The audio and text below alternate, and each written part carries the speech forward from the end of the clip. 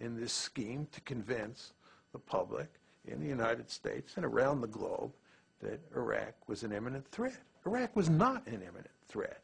The fact is that even if Saddam had had nuclear weapons, there was nothing you could do with them, right? But you could not make those arguments at the time in the United States. It was very, very hard to get them out into the public domain and for them to get any traction. Do you agree with Mearsheimer and Wold that the influence of the pro-Israel lobby was important for going to war with Iraq?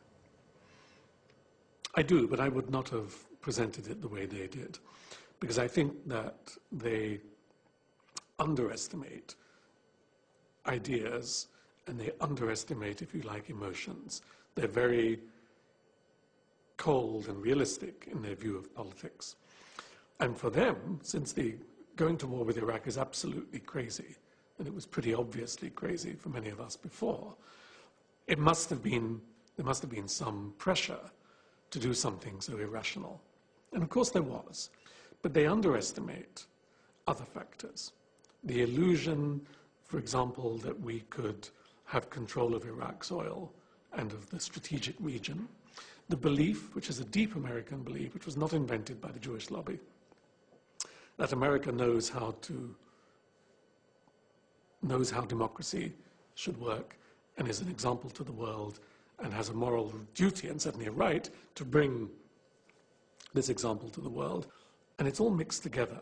So ideals, belief about American exceptionalism, American duties, American provincialism, not knowing about what's going on outside, and Israeli pressure, yes.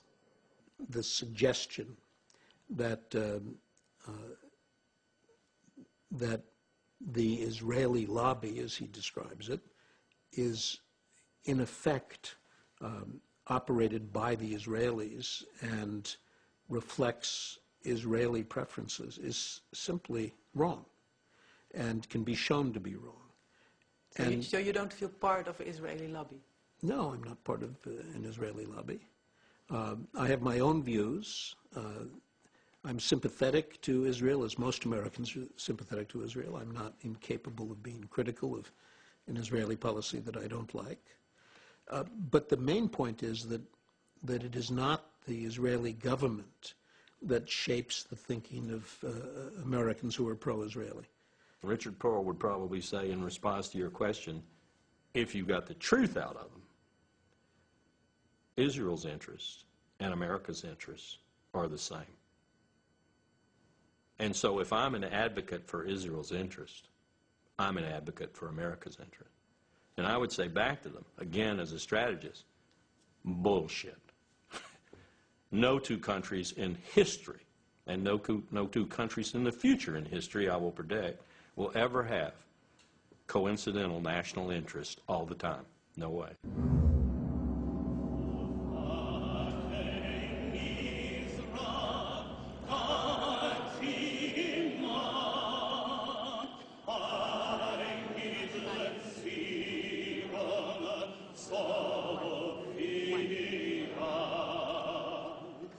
I don't want to kind of develop this great sense of victimhood, but I do feel, and it's, you know, I come here and I feel that we in Israel have paid the price.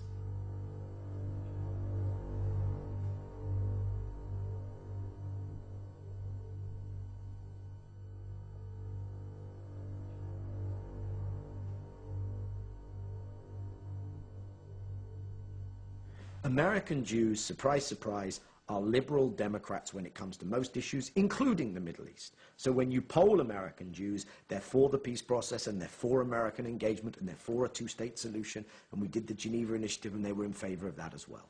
But the institutional, organized leadership of the community has kind of taken things in a very different direction. And I do feel that for their own reasons, reasons that I understand, reasons that are not unique to the Jewish diaspora in America, reasons that are prevalent in many diaspora politics around the world. It's to do with my identity in a diaspora, it's to do partially with guilt, it's to do with my own political role in my new host community, etc., etc.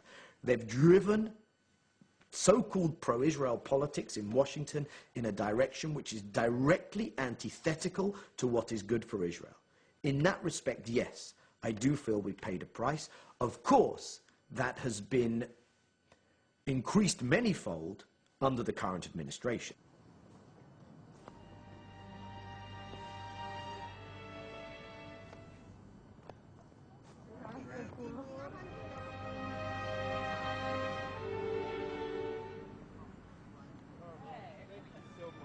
America has become part of the Israeli victim narrative. It began, I think, in the 70s, when one of the ways in which the African American community could begin to get amends for slavery and the consequences of slavery was by emphasizing that it was a victim of history. That even if you didn't do it, history did it. Your grandparents did it. It's not a personal responsibility, but there's a cultural debt.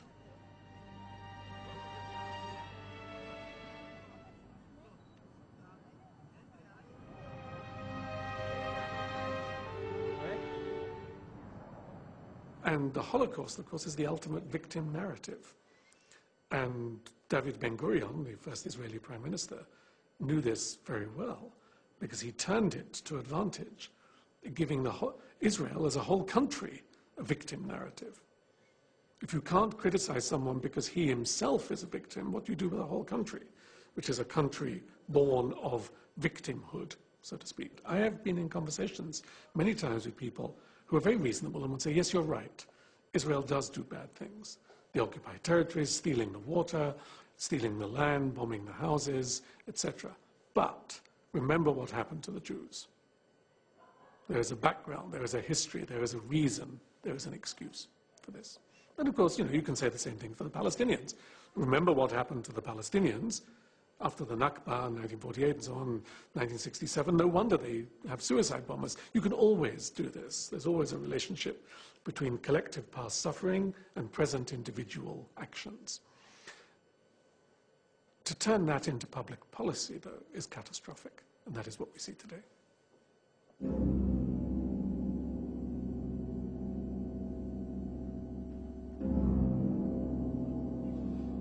The what if. The what if this particular view of the Israeli interest and of the shared Israeli-American interest, which of course someone like myself would see as absolutely antithetical to my understanding of Israel's interests, if that particular view is continued to be bulldozed onto the American public and political leadership, what if there's a backlash? And the kind of backlash that I think can be envisaged is the kind of backlash whereby eventually enough of the American public, and eventually by extension their elected public officials, turn round and say, we need to disengage from our overstretch in the Middle East. Could be that as a consequence of what happens in Iraq and what happens in Iran, that people become very angry with our relationship with Israel, and there's just an upsurge of public opinion. It could be that you have 2 or 3 senators who come out and make a very forceful case for changing our policy. It just isn't going to happen. It is not going to happen. And you could eliminate, by some waving a magic wand, you could eliminate the Israeli lobby that Walt and Mearsheimer talk about, and everything I've said would continue to be true. I will make a prediction. If this president orders us to go to war in Iran in the next 2 years, and he orders any considerable ground component to participate in that, Marines or Army, then I think you're going to see another major exodus from the armed forces, general officers, because I think they understand just how colossally wrong such a decision would be and how much that would be the precursor for, call it what you will, World War III, World War IV.